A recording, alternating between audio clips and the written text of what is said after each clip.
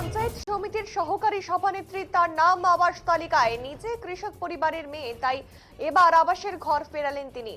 যেখানে আবাস নিয়ে দিকে দিকে অশান্তি, কখনো কাটমানি দিয়ে অর্থাৎ তীরবিদ্ধ শাসক, আবার কখনো আবাসের তালিকায় তৃণমূল নেতা নেত্রী সহ আত্মীয় স্বজনদের নাম। রাজ্য জুড়ে যখন প্রতিদিন এই ছবি দেখা যাচ্ছে, তখন ব্যতিক্রম মালদহের গাজল পঞ্চায়েত সমিতির সহকারী সভানেত্রী শিখা মণ্ডল। নিজে বাস করেন টিনের বাড়িতে, আবাসের বাড়ি ফিরিয়ে দিলেন তিনি। পুরোটাই আইওয়াস আক্রমণ বিজেপি। তৃণমূল নেতৃত্ব মনে করছেন এটাই নজির।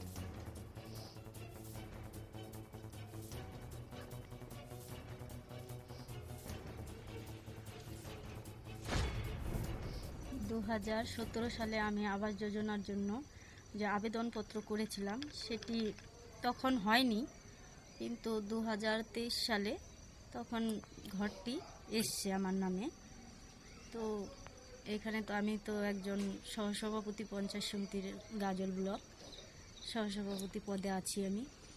তো আমি ঘরটি নেইনি, স্বেচ্ছায় ছেড়ে দিলাম যে আমার থেকে যে গরিব আছে আমার এইখানে, যেখানে আমি জনপ্রতিনিধি হয়ে এসেছি, সেখানে যেহেতু আমার থেকে গরিব আছে, তারা যদি ঘরগুলো পেত আমার বদল, তো আমি ভালো হতো আমার পক্ষে। ওর জন্যই আমি ছেড়ে দিলাম। আরও দুটো ছিল, ও দুটোও কেটে গেছে কিছু কারণে হয়তো।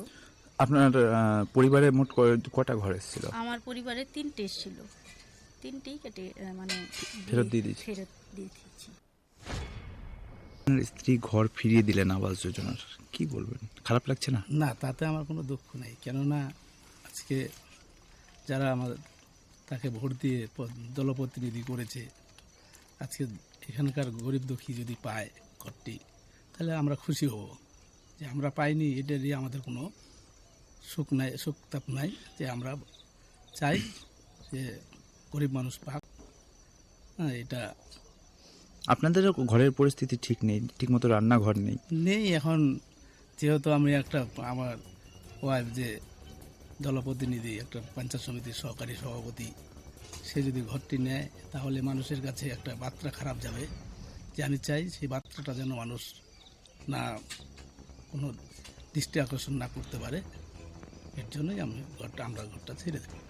তাতে আমার কোনো ইয়ে নেই। দক্ষিণ মালদা সাংগঠনিক জেলার বিজেপি সাধারণ সম্পাদক অমলান ভাদুরী বলেন, রাজ্য জুড়ে তৃণমূল নেতা নেত্রীদের নাম আবাস যোজনার তালিকায়, এমনকি আত্মীয়দেরও নাম রয়েছে সেই তালিকায়। স্বজন পোষণ চলছে। গাজলের ঘটনা আইওয়াস মাত্র। সারা পশ্চিমবঙ্গ জুড়ে তৃণমূলের নেতারা স্বজন পোষণের মাধ্যমে তাদের আত্মীয়দের, কোথাও তাদের নিজেদের সমস্ত নাম আবাস যোজনার লিস্টে ইনক্লুডেড করিয়েছিল।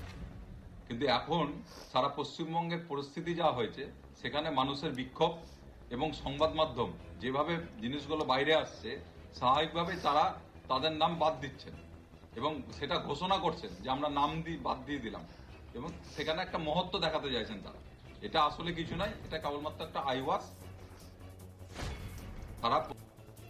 মালদা জেলা তৃণমূলের মুখপাত্র আশিস কুন্ডু বলেন, গাজলের ঘটনা একটা দৃষ্টান্ত। মমতা বন্দ্যোপাধ্যায় তৃণমূল কর্মীদেরকে ত্যাগ করতে শিখিয়েছে, মানুষকে ভালোবাসতে শিখিয়েছেন, তাই এই ধরনের নজির আপনারা দেখতে পাচ্ছেন। গরিব মানুষের টাকা বন্ধ করে দিয়ে কেন্দ্র সরকার রাজনীতি করছে। বাংলার বুকে আবাস যোজনার টাকা থেকে বাংলার খেটে খাওয়া মেহনতি মানুষদেরকে বঞ্চিত করার জন্য কেন্দ্রীয় সরকার সমস্ত টাকা আটকে রেখে বাংলার সরকারকে ভারতবর্ষের রাজনৈতিক মানচিত্রে অপমান করতে চেয়েছিল। আমরা দেখেছিলাম আমাদের জননেত্রী মমতা বন্দ্যোপাধ্যায় দিল্লিতে ঘেরাও আন্দোলনের ডাক দিয়েছিলেন এই কেন্দ্র সরকার কাছ থেকে টাকা বাংলাতে ফিরিয়ে আনার জন্য। তারপরেও যখন টাকা দেয়নি, তখন রাজ্য সরকার, জননেত্রী মমতা বন্দ্যোপাধ্যায় নিজস্ব কোষাগার থেকে, রাজ্য সরকারের কোষাগার থেকে এই গরিব মানুষদের টাকা তাদের অ্যাকাউন্টে পৌঁছে দেওয়ার জন্য কাজ শুরু করেছে। বলতে চাই, শুধুমাত্র শিখা মণ্ডল না, আমার গাজল ব্লকের ভূমি কর্মাধ্যক্ষ, সেও একই জিনিস করেছে।